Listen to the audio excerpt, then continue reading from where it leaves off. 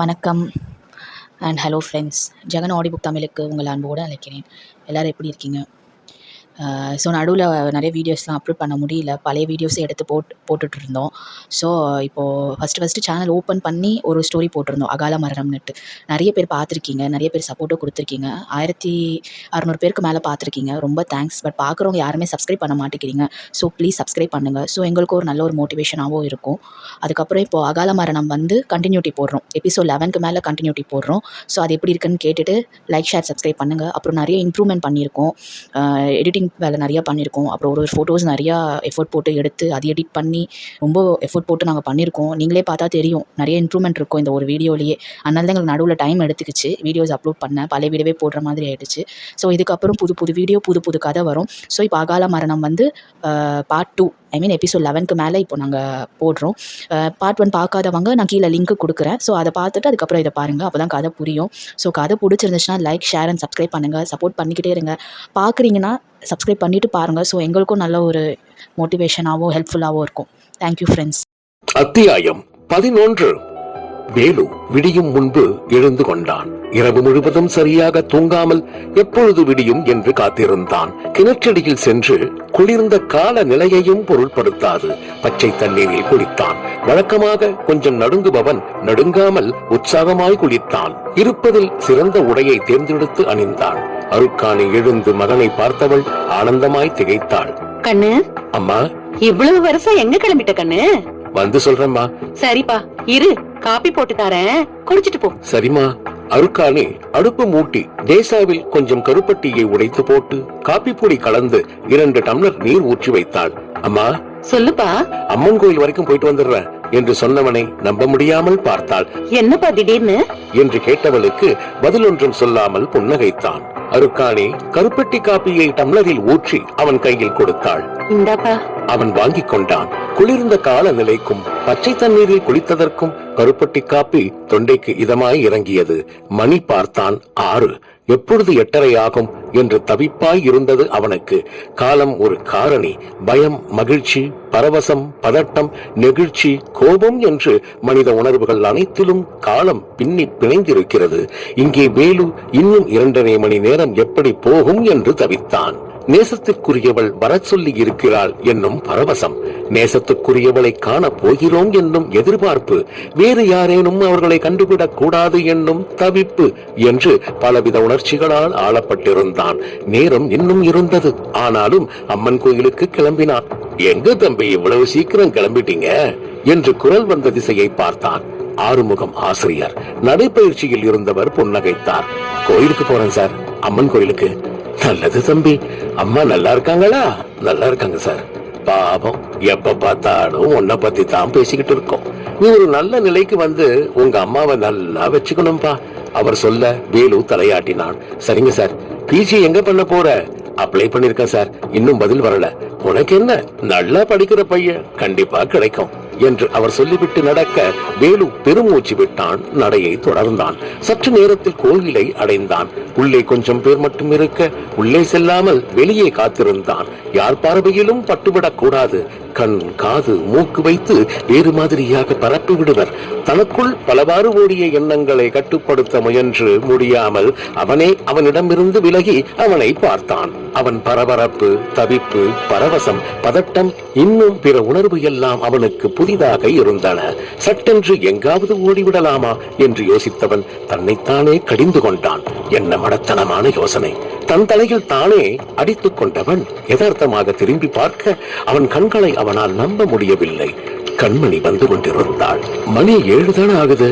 8:30க்கு வர சொன்னவள் இப்போதே வருகிறாள். கண்மணி அருகில் வந்து நிற்க வேலு அவளை இமைக்காமல் பார்த்தான். கண்மணி என் விழிகளில் வண்ணத்து பூச்சி சிறகடித்தது போல் அவனுக்கு தோன்ற ஒன்றும் பேச தோன்றாமல் புன்னகைத்தான். ஆனால் கண்மணி அவளை போல் இயல்பாக இல்லாமல் இருந்தது அவனுக்கு நெருடியது.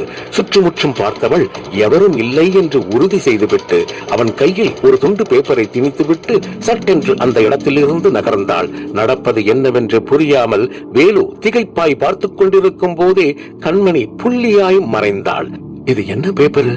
வேலு எடுத்து பார்த்தான். வேலு, இன்று நிலைமை சரியில்லை. நான் பாண்டி கையில் பேப்பர் கொடுத்ததை என் மாமாவிடம் வேலை செய்யும் மாணிக்கம் பார்த்து விட்டார். அவர் நிச்சயம் என் மாமாவிடம் சொல்லி இருப்பார். அதனால் காலேஜ் செல்லும் பொழுது என்னால் உன்னை பார்க்க முடியாது. அதான் இப்பவே வந்தேன். கவனமாக இரு. நீ காலேஜில் ஜாயின் செய்த பிறகு ஒரு நாள் என் காலேஜுக்கு வா, நாம பேசலாம். அப்புறம் ஊர்ல எங்கேயும் என்ன பார்த்தா பேச முயற்சி பண்ணாத. பத்திரமா இரு கண்மணி. முடிந்திருந்தது. வேலு நெகிழ்ந்தான். காதலில் மிக முக்கியமானது ஒருவர் மீது மற்றவர் காட்டும் அக்கறை.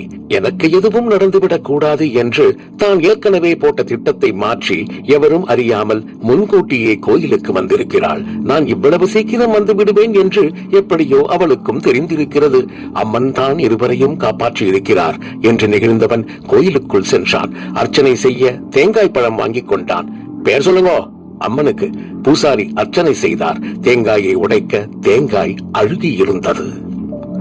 கண்மணி வீட்டில் இருந்து கிளம்ப சங்கரன் எதிரில் வந்தான். புன்னகைத்தான். என்ன கண்மணி, கிளம்பிட்டியா? ஆமா மாமா. பத்திரமா போயிட்டு வா. சரி மாமா. சென்றவளை ஒரு நிமிடம் பார்த்தவன் கொஞ்சம் நில்லு என்றபடி அருகில் வந்தான்.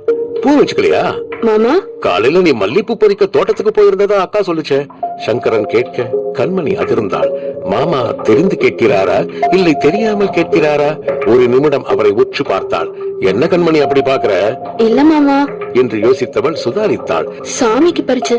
ஓ, சாமிக்கா? ஆமா மாமா. சரி சரி, நீ போயிட்டு வாமா என்று சங்கரன் சொல்ல நிம்மதி பெருமூச்சு விட்ட கண்மணி கிளம்பினாள். அவளையே பார்த்த சங்கரன் மாணிக்கம் என்று அழைக்க சற்று தள்ளி இருந்த மாணிக்கம் முன்னால் வந்தான். ரெடியா? ரெடி அண்ணா. பொருள் எடுத்துக்கிட்ட மடியை தொட்டு காண்பித்தான். மாணிக்கம், அண்ணா அவசியம் வந்தா மட்டும்தான் பொருளை வெளியே எடுக்கணும். சரிங்கண்ணா. கண்மணியை சீரான இடைவெளியில் தொடர்ந்தான் சங்கரன். அவன் விழிகள் அனைத்து திசைகளிலும் அணைந்தன. கண்மணி நேராக பேருந்து நிறுத்தத்தை சென்று அடைய சங்கரன் திகைத்தான். ஒருவேளை பேருந்து நிறுத்தத்திற்கு அவன் வந்தாலும் வரலாம், கவனமாக இருக்க வேண்டும் என்று எண்ணியவன் காத்திருக்க பேருந்தும் வந்தது. கண்மணி ஏறிக்கொண்டாள். பேருந்து புறப்பட்டு விட சங்கரன் யோசித்தான். எங்கேயோ தவறு நடந்திருக்குது. எங்க? ஒரு அம்மா தன் குழந்தையிடம் சாமி கண்ண குத்தம் என்று சொல்லிக் கொண்டு போக சங்கரன் நிமிர்ந்தான். மல்லிப்பூ சாமிக்கு பறிச்ச. கண்மணி சொன்னது நினைவிற்கு வந்தது. புன்னகைத்தான். அத்தியாயம் 12. பேருந்து புறப்பட்டு சென்றுவிட சங்கரன் சிறிது நேரம் யோசித்தான். அருகில் வந்து நின்ற மாணிக்கம் அண்ணா என்று அழைத்தான். அவன் தான் வரலையே. ஆமா, இப்ப என்ன பண்ணலாம்? நான் பாத்துக்கிற, நீ இதை பத்தி வெளியில மூச்சு விடக்கூடாது. சரிங்கண்ணா. நாட்கள் கடந்தன. வேலுவுக்கு கண்மணி நினைவாகவே இருந்தது. எப்பொழுது எனக்கு அட்மிஷன் வரும், எப்பொழுது நானும் டவுனுக்கு சென்று கண்மணியை பார்ப்பேன்? இடைவிடாத தவிப்பு அவன் மனதில் ஓடிக்கொண்டிருந்தது. அவன் எதிர்பார்த்த திருநாளும் வந்தது. Sir post. தபால்காரர் வந்து நிற்க கையெழுத்திட்டு கவரை வாங்கி பார்த்தான். கல்லூரி சேர்க்கைக்கான அழைப்பு கடிதம். பிரித்து படித்தவன் அம்மாவின் கையில் போய் கொடுத்தான். அம்மா மகிழ்ச்சியானாள். கண்ணு, அம்மா, அப்பா போட்டோ கிட்ட வச்சு கும்பிட்டுக்கப்பா. எப்பவும் அவரு உனக்கு துணையா இருப்பாரு. சரிமா. வேலு கிளம்ப வேண்டிய நாள் வந்தது. வரதன், சண்முகம், பாண்டி, கருப்பன் 4 பேரும் அவனுடன் அவன் சேர வேண்டிய கல்லூரிக்கு சென்று விடுதியில் சென்று சேர்த்து திரும்பி வந்தனர். கல்லூரி தொடங்கி 2 நாட்களே முடிந்திருந்தன. வேலுவுக்கு இருப்பு கொள்ளவில்லை. கண்மணியை பார்த்துவிட்டு வர வேண்டும் என்று தோன்றியது. அவளிடம் சென்று தான் கல்லூரியில் சேர்ந்து விட்டதை சொல்ல வேண்டும் என்று தோன்றியது. 3வது நாள் மதியம் வகுப்பை கட் செய்துவிட்டு வெளியில் வந்தான். மெடிக்கல் காலேஜ் எந்த பஸ் போகும்? 12C ஏறிக்கொண்டான். மெடிக்கல் காலேஜ் கேட்டதெல்லாம் இறங்குங்க. இறங்கினான். மருத்துவக் கல்லூரியின் பிரம்மாண்டமான வளைவு மனதில் ஒரு இனம் புரியாத உணர்வை வரவழைத்தது. சட்டென்று போய் கண்மணியின் முன் நின்றால் அவள் எப்படி எதிர்கொள்வாள்? மனதில் யோசனை ஓடியது.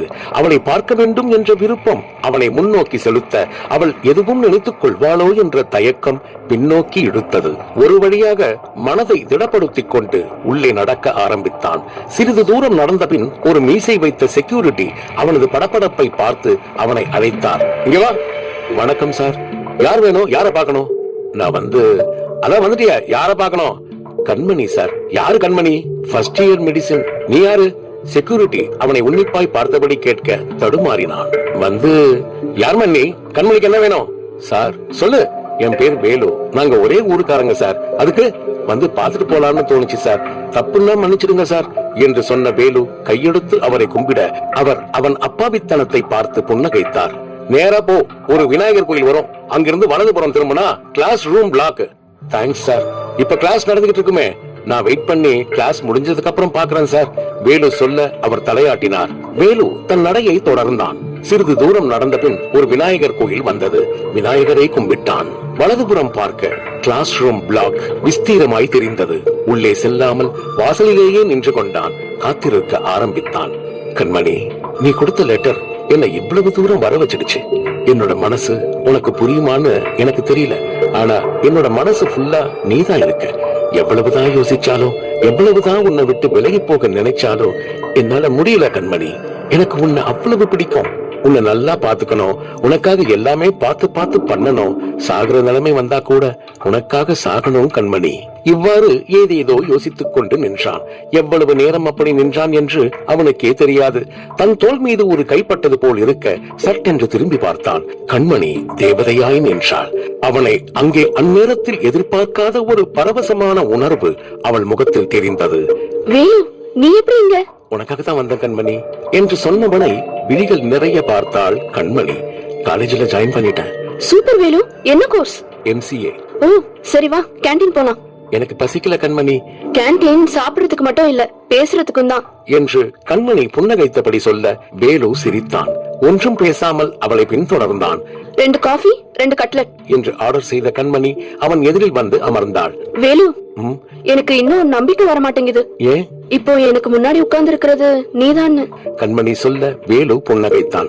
நிஜமா எனக்கு அவ்வளவு சந்தோஷமா இருக்கு என்று சொன்ன கண்மணியின் முகத்தையே பார்த்தான். இவள் முகம் மட்டும் மழலை முகம் அல்ல, அகம் கூட அப்படித்தான். உணர்வை மறைக்க தெரியாது, எளிதில் வெளியே காட்டுகிறாள். தன்னை மறந்து அவள் முகத்தை ரசிக்க ஆரம்பித்தான். வேலு, ஏன் அப்படி பாக்குற? கூடாதா? அப்படி பார்த்து பார்த்துதான் நீ எங்கன்னு என்ன தேட வச்ச. கோயிலுக்கு போகும்போது நீ எங்கேயாவது இருப்பியான்னு கண்ணு சுத்தி முத்தி பாக்கும். இல்லனா மனசு கஷ்டமா இருக்கும். உன் வீட்டு தாண்டி போகும்போது நீ எங்கேயாவது வெளியில இருப்பியான்னு பல முறை பாத்திருக்க. உனக்கு என்ன ரொம்ப பிடிச்சிருக்குன்னு எனக்கு தெரியும். எங்க என்கிட்ட வந்து நேரா சொல்றேன்னு யார் முன்னாடியாவது மாட்டிப்பியோன்னு தான் பல நாள் பயந்திருக்க என்று கண்மணி சொல்ல வேலுவால் தன் காதுகளை நம்ப முடியவில்லை. நிஜமாவா? ஆமா கண்மணி, இந்த நிமிஷம் உலகத்திலேயே ரொம்ப சந்தோஷமா இருக்கிறது நான் தான். அப்படியா? ஆமா. இப்ப செத்து போக சொன்னா எந்த கவலையும் இல்லாம செத்து போயிடுவேன் என்று வேலு சொல்ல கண்மணி பதறினாள். என்ன பேசுற? இல்லன்னு சொல்லு. ஒரு பேச்சுக்கு இல்லன்னு சொல்லு. இல்ல, நான் சாக மாட்டேன், 100 வருஷம் இருப்பேன்னு சொல்லு என்று கண்மணி சொல்ல வேலு சிரித்தான். சரி, ஓகே கண்மணி, நீ சொல்லு. நான் சாக மாட்டேன், 100 வருஷம் இருப்பேன்னு. ஓகேயா? கண்மணி, என்ன உனக்கு அவ்வளவு பிடிக்குமா? உன் கூட ரொம்ப வருஷம் இருக்கணும்னு ஆசைப்படுறேன் வேலு என்று சொன்னவளை நெகிழ்ந்து போய் பார்த்தான் வேலு. சங்கரா, மாமா, எங்கடா அந்த அருக்காணி பையில கொஞ்ச நாள ஊர்லயே காணோம். அவன் காலேஜ்ல சேர்ந்துட்டான் மாமா. எப்ப? 2 வாரம் இருக்கும். இங்க வந்து சொல்லிட்டு தான் போனா. அப்படியா? ஆமா மாமா, நீங்க வெளியூர் போயிருந்தீங்க. சரி சரி என்று சொன்ன பெருமாள் சாமியின் நெற்றி சுருக்கத்தை பார்த்த சங்கரன் மெதுவாய் கேட்டான். மாமா, ஏதாவது பிரச்சனையா? ஆயிடுமோன்னு தோணுது சங்கரா. மாமா, பெட்ரோல் வாங்கிட்டா என்று சங்கரன் வெகு இயல்பாக கேட்க அதிர்ந்து போய் பார்த்தார் பெருமாள் சாமி. அத்தியாயம் 13. 1948 தோரனூர், கேரளம். இரவு நிசப்தமாய் அச்சுறுத்திக் கொண்டிருக்க நில ஒளியில் அந்த 4 நாய்கள் வயல்வெளியில் ஊடுருவிச் சென்றன. ஓரிடம் வந்ததும் அவை நின்றன. ஒன்றையொன்று பார்த்து கொண்டன. எதையோ புரிந்து கொண்டது போல் ஒன்றை பார்த்து மற்றது தலையசைத்துக் கொண்டது. தனித்தனியே பிரிந்தன நாய்கள். ஒரு நாய் நெற்கதிர்களை உற்று பார்த்தது. யாரோ அருகில் இருப்பதை போல் உணர்ந்த நாயின் காது விடைத்தது. குறைத்தபடி வயலுக்குள் பாய்ந்தது. இரவின் நிசப்தத்தில் அந்த நாயின் குரல் அதிர வைக்க பறவைகள் சிறகடித்தபடி பறந்தன. நாயை கண்டதும் ஓர் உருவம் வெளியே வந்தது. ஓடியது. நெல்மணிகளை மடியில் கட்டியிருந்த உருவம் நாயின் வேகத்தை விட அதிக வேகத்தில் ஓட முயற்சித்து முடியாமல் தடுமாறியபடி ஓட நாய் அந்த உருவத்தின் காலை கவ்வியது. உருவம் கதறியபடி உருண்டது. தன்முன் ஆக்ரோஷமாக நின்ற நாயை பயமாய் பார்த்தது. வேண்டாம் வேண்டாம் தீனமாய் கெஞ்சியது. நாய் அந்த கெஞ்சலை பொருட்படுத்தாமல் அதன் மீது பாய்ந்தது. சங்கரா, மாமா, என்ன பேசுற? ஒன்னு சொன்னா கேக்குறீங்களா? சொல்லு சங்கரா. நாளைக்கு ஒரு ஆபத்து நமக்கு வருதுன்னு தெரிஞ்சா அதை இன்னைக்கே முடிச்சிடணும். அப்படி நம்மால உறுதியா சொல்ல முடியுமா? எனக்கு என்னமோ அவனை விட்டு வைக்கிறது அவ்வளவு நல்லதுக்கு இல்லைன்னு தோணுது. சங்கரன் சொல்ல பெருமாள் சாமி யோசித்தார். அவசரப்படாத சங்கரா, அப்படி ஒரு நேரம் வந்தா அப்ப நானே சொல்றேன். சரி மாமா. சங்கரா, மாமா, கண்மணி படிப்பு முடியறதுக்குள்ள அவளுக்கு ஒரு மாப்பிள்ளைய பார்த்து கல்யாணம் பண்ணி வச்சுட்டா பிரச்சனை தீர்ந்து விடும் நினைக்கிறேன். சரிதான் மாமா. ஆனா கண்மணி டாக்டருக்கு படிக்குது. வரப்போற மாப்பிள்ளையும் டாக்டரா இருந்தா தானே நல்லா இருக்கும். பாப்போம், நம்ம கையில என்ன இருக்கு, எல்லாமே கடவுள் கையில தான் என்று பெருமாள் சாமி சொல்ல சங்கரன் புன்னகைத்தான். பவானி, கூடுதுறை சங்கமேஸ்வரர் கோயில் வேலு என்று கண்மணி அழைக்க வேலு திரும்பி பார்த்தான். எனக்கு இந்த கோயில் ரொம்ப பிடிக்கும். ஏன்? காவிரி ஆறு, பவானி ஆறு, அமிர்த ஆறு, 3 ஆறும் இங்க ஒன்னா கலக்கும். சூப்பர். உனக்கு எப்படி தெரியும்? படிச்சேன். கண்ணை மூடி ஒரு நிமிஷம் நின்னு பாரு. காவிரி ஆறு ஓடுற சத்தம் மட்டும் ஒரு ரைமிங்கா கேக்கும். எனக்கு ஏதாவது ப்ராப்ளம்னா இங்க வந்துருவேன். அப்போ இந்த ஆறு என்னோட பேசும் என்று கண்மணி சொல்ல வேலு சிரித்தான். என்ன சொல்ற கண்மணி? நிஜமாதான் வேலு. அப்படியா? ஆமா, எந்த பிரச்சனையா இருந்தாலும் கடந்து போயிடும். அதனால நீயும் என்ன மாதிரி ஓடிட்டே இருன்னு சொல்லாம சொல்லும் என்று சொன்ன கண்மணியை புன்னகையுடன் பார்த்தான் வேலு. என்ன வேலு அப்படி பாக்குற? நீ ஒரு குழந்தை. அப்படியா? அப்படிதான் எனக்கு தோணுது. வேற என்ன தோணுது? வாழ்க்கை முழுக்க நீ என் பக்கத்துல இருக்கணும்னு தோணுது. ரீல்? நிஜமா கண்மணி. வேலுவின் கண்கள் கலங்க கண்மணி பதறினாள். வேலு, விளையாட்டுக்கு சொன்னேன். I'm sorry. மூஞ்ச உம்முன்னு வச்சுக்காத, சரி என்று கண்மணி சொல்ல வேலு அனைத்து பற்களையும் காட்டியபடி ஈ என்று சிரித்தான். கண்மணி புன்னகையுடன் அவனை பார்த்தாள். Velu, I love you. என்ன எங்கேயாவது கூட்டிட்டு போயிடு என்று கண்மணி சொல்ல வேலு பதறினான். என்ன சொல்ற கண்மணி? சாரி வேலு, சட்டுன்னு உளறிட்டேன். வேலு, எங்க வீட்ல நம்மள கண்டிப்பா சேர்த்து வைக்க மாட்டாங்க. ஏன் கண்மணி? அவங்க அப்படித்தான். ஓ. இருவருக்குள்ளும் சிறிது நேரம் மௌனம் நிலவியது. கண்மணி, நீ எதுக்கும் கவலைப்படாத, நான் இருக்க. இன்னும் என்ன யோசனை? உன்கிட்ட ஒன்னுதான் கேட்கணும். கேளு கண்மணி. எங்க போனாலும் என்ன கூட்டிட்டு போயிடு, தனியா விட்டுட்டு போயிடாத. புரியல கண்மணி. நேரம் வரும்போது புரியும் என்ற கண்மணி காவிரி ஆற்றை பார்த்தபடி சொல்ல வேலுவிற்கு புரிந்தது. அவள் கையை பற்றிக் கொண்டான். அவள் ஆறுதலாய் உணர்ந்தாள். தோரனூர் வயல்வெளி. அவன் மெல்ல தன் கண்களை திறந்து பார்க்கும் போது அவனை சுற்றி ஒரு கூட்டம் இருந்ததை உணர்ந்தான். மாட்டிக்கொண்டோம், இனி தப்பிக்க முடியாது என்று நினைத்தவன் எழ முயற்சித்தான். முடியவில்லை. நாய் கணுக்காலில் நன்றாக கடித்திருந்தது. முன்தினம் இரவு திருடிய நெல்மணிகள் அவன் மடியில் இருந்து சிதறி இருந்ததை பரிதாபமாய் பார்த்தான். நான் விடுவதற்குள் வருவேன் என்று பொன்னி பட்டினியாக காத்திருப்பாள். இங்கே இப்படி மாட்டிக்கொண்டிருக்கிறேனே என்று அவன் யோசிக்கும் போதே கூட்டம் அமைதியானது. செங்கண்ணன் கூட்டத்தை ஒரு நிமிடம் பார்த்தான். யாருடாது என் நிலத்துல திருட வந்தது? அவன் கம்பீரமான குரலை கேட்டவன் பயந்து போய் பார்த்தான். யாரானே? ஐயா, பேர் என்ன? சின்னான். எந்த ஊரு? அத்திப்பட்டுங்க ஐயா. எவ்வளவு படி திருடுன? ஐயா சொல்லு. ஊர்ல பஞ்சம், அதுக்கு என் நிலம் தான் கிடைச்சதா? ஐயா, உன்ன மாதிரி கல்லனுங்க வருவாங்கன்னு எனக்கு தெரியும், அதான் உங்களுக்காக அந்த ஏற்பாட்டை பண்ண என்று சொன்ன செங்கண்ணன் சிரித்தபடி அவன் காயத்தை பார்த்தான். முன்தினம் காலை செங்கண்ணன் தன் ஆட்களுடன் பேசியது அவனுக்கு நினைவில் வந்தது. எல்லா நாளும் 10 படி நெல்லுக்கு மேல களவு போயிடுது. ஐயா, நாம ஒருத்தரை மாத்தி ஒருத்தர் காவலுக்கு போலாம், அதுவும் பண்ணியாச்சு, ஒன்னும் வேலைக்கு ஆகல. செங்கண்ணனின் கவலை தோய்ந்த முகத்தை பார்த்த ஒருவன் அருகில் வந்தான். ஐயா, எனக்கு ஒரு யோசனைங்க. என்ன சொல்லு? காவலுக்கு நாம போனாதானே ஒண்ணும் பண்ண முடியல, அதுக்கு அவங்க கிட்ட பேசவா? யார்கிட்ட என்று செங்கண்ணன் கேட்க சொன்னவன் சுற்றுமுற்றும் பார்த்தான். மெல்ல அவர் அருகில் வந்து சொன்னான். ஒடியன். செங்கண்ணன் அதிர்ந்தார், யோசித்தார். சரியா வருமா? சரியா வருங்கய்யா. சரி பேசு. விடுவதற்கு சற்று நேரம் இருக்க நாய்கள் மூச்சிறைக்க ஓடின. ஒரு பாறை சமதளமாக இருக்க அங்கு வந்த பின் ஒன்றை ஒன்று பார்த்து கொண்டன, தலையாட்டின. தனித்தனியாக பிரிந்தன. ஒரு நாய் ஊர் எல்லையை அடைந்தது. எவரும் தன்னை பார்க்கிறார்களா என்று கண்காணித்தபடி ஒரு வீட்டை அடைந்தது. தயாராக காத்திருந்த ஒரு பெண் அந்த நாயின் மேல் பசும் சாணத்துடன் ஏதேதோ இலைகள் கலந்த நீரை ஊற்றினாள். நாய் தலையை சிலுப்பிக் கொள்ள கையில் வைத்திருந்த தடியால் காதில் அடித்தாள். ஊளையிட்ட நாய் தரையில் விழுந்தது. அவன் எழுந்தான், உடம்பை உதறிக்கொண்டான். அவளை பார்த்து புன்னகைத்தான். அத்தியாயம் 14. நாயாக வயலுக்கு சென்று கல்லனை கடித்திருந்தவன் அந்த செயலுக்கும் தனக்கும் எந்தவித சம்பந்தமும் இல்லாதது போல் புன்னகை பூத்தபடி அமைதியாக நின்றான். அவனை நேசத்துடன் பார்த்த அவன் மனைவி கேட்டாள். ஒன்னும் பிரச்சனை இல்லையே? அத்திப்பட்டு மாங்கோட்டுக்காவு பகவதி நமக்கு எந்த பிரச்சனையும் தரமாட்டா. அது மட்டும் இல்ல, மிருகமா போற புருஷ நல்லபடியா வீடு வரணும்னு தூங்காம தவம் பண்ற பொண்டாட்டி வீட்டுல இருக்கும் போது எந்த பிரச்சனையும் பக்கத்துல கூட வர முடியாது என்று அவன் சொல்ல அவள் புன்னகைத்தாள். கை கால் முகம் கழுவிட்டு வாங்க, பச்சரிசி கஞ்சி வச்சிருக்கேன். நெத்திலி கருவாடு பச்சை மிளகாய் போட்டு வறுத்து வச்சிருக்கேன், சாப்பிடுங்க. அவள் சொல்ல முகம் மலர்ந்தவன் கை கால் கழுவ வீட்டின் பின்புறம் சென்றான். ஐயா, வேலைக்காரன் ஒருவன் செங்கண்ணனை அழைக்க திரும்பி பார்த்தான். என்ன, கல்லனை என்ன பண்ணலாம்? நீ சொல்லு, என்ன பண்ணலாம்? அவனுக்கு ஏற்கனவே அடிபட்டு இருக்கு, அதுக்கு பயத்து பாட்டுக்கு தான் இப்படி பண்ணிருக்கான். அப்ப மன்னிச்சு விட்டுலாமா என்று கேட்ட செங்கண்ணனின் குரலில் கேலி இருந்ததை வேலைக்காரன் புரிந்து கொண்டான். ஒன்றும் பேசாமல் மௌனமானான். காளையா என்று செங்கண்ணன் அழைத்தான். தூரமாக நின்றிருந்த காளையன் செங்கண்ணன் அருகில் வந்தான். என்னன்னா, கல்லனை புலிவனத்துல கொண்டு போய் போட்டுருங்க. செங்கண்ணன் சொல்ல காளையன் அதிர்ந்தான். அண்ணா, என்ன பாவம்? எது பாவம் தம்பி? அவன் வயசு பாட்டுக்கு தான் இப்படி பண்ணான். புலிவனம் வேண்டான்னு.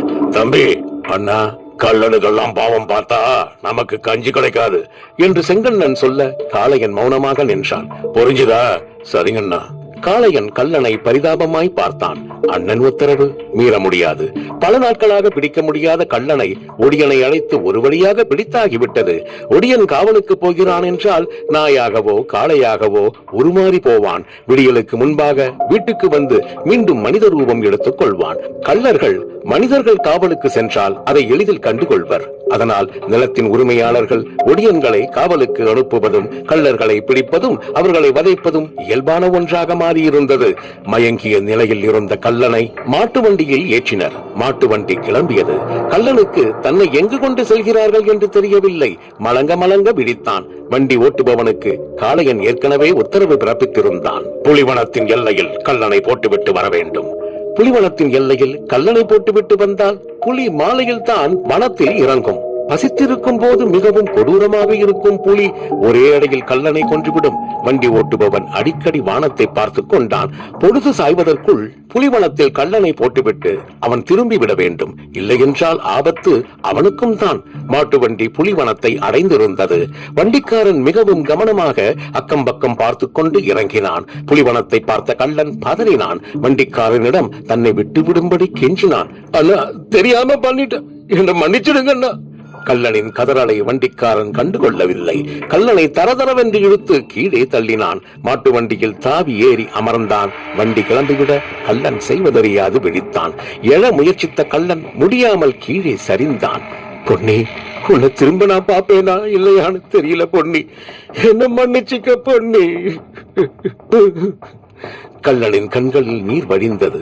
பொழுது போய்கொண்டே இருக்க கல்லன் யாராவது அந்த பக்கம் வருகிறார்களா, எதுவும் உதவி கிடைக்குமா என்று பார்த்த வண்ணம் இருந்தான். யாரும் வராததால் தளர்ந்தான். சிறிது நேரத்தில் அந்த சத்தம் கேட்டது. உருமல் சத்தம். புலி எங்கோ அருகில் தான் இருக்கிறது. கல்லன் நடுங்கினான். தப்பிக்க முடியுமா என்று ஒரு நிமிடம் யோசித்தான். முடியாது என்பது நிச்சயமாக தெரிந்துவிட அமைதியானான். அவன் எதிர்பார்த்த அந்த நேரமும் வந்துவிட்டது. புலி அவனுக்கு மிக அருகில் வந்து நின்றது. அவனை சற்று நேரம் உற்று பார்த்தது.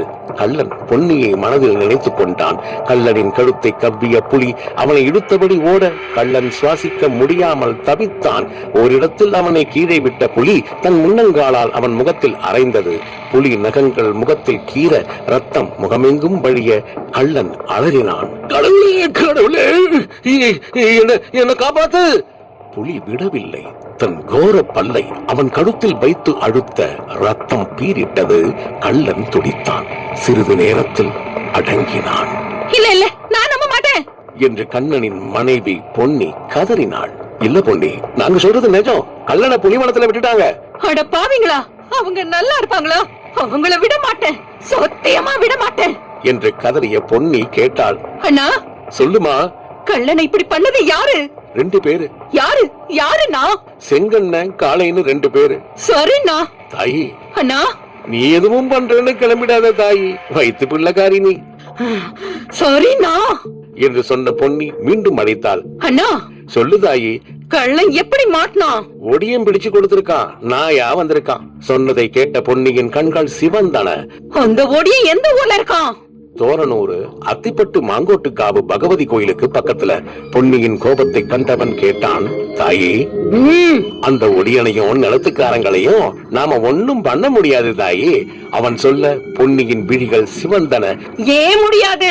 அவள் சீற்றமாக கேட்க அவன் பயந்தான். தாயி, என்னால முடியும் தாயி. மயான காளிக்கு என் உயிரை கொடுக்கிறேன். அவளுக்கு என் ரத்தத்தை கொடுத்து கேட்கிறேன்.